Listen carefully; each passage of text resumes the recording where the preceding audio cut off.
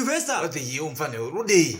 So sorry mkoma but chikomana chimadomba bochikudzidza vamwe serious kwa DJ. Yeah?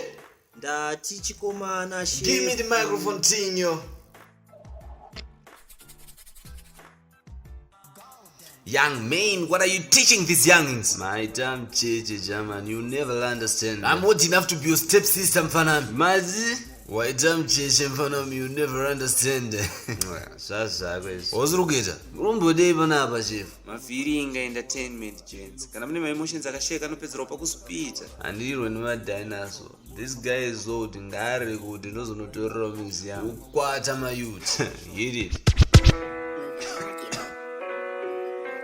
Ngoma msashkudza, ngoma msad madzizi, ngoma msad mafadzo akunu ijoinda msad mainzo. Look for a partner, I trust it. Utamana again, that's it.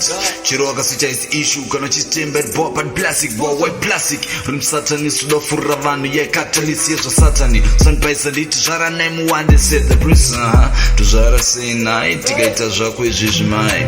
Kono darwa imbori anmumu, musad mawuya, tangai mazidza, wangu jiri yote ndoro pizza. The girl child that from what I respect the girl child ati kuramba road timona za nature the strong ne guchu mpeta nyora wakavia pana chino dibata zviro zvimaveta pana chandino kwata. This one is lost, man. Put some reggae in there. Yeah.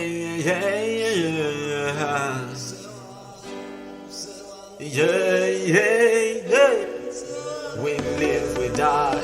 If she die, we die. Sisi wife, barupera nae mufunzi wetu tungamira wife. Watch and cry. If she die, we die.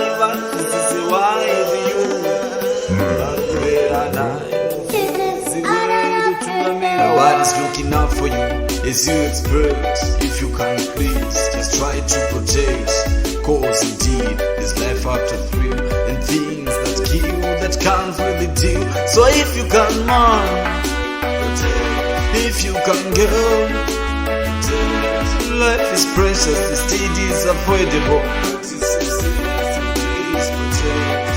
You will die from this. You don't have to die from this. Listen to me, please.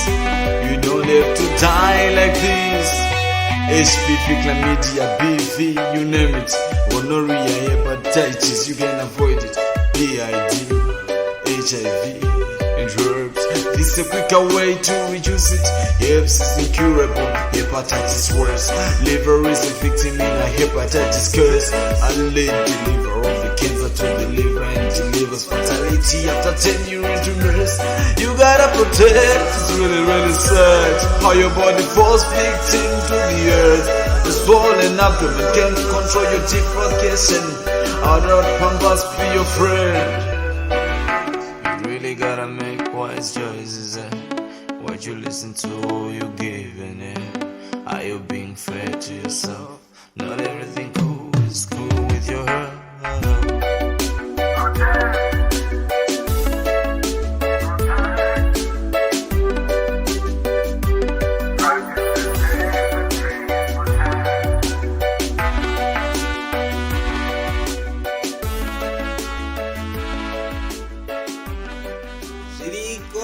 This is fine, man. Yeah, pakaiva. Amana ndudzoka tichipedzisa rika ndonoti vamwe vasakasipa klinika.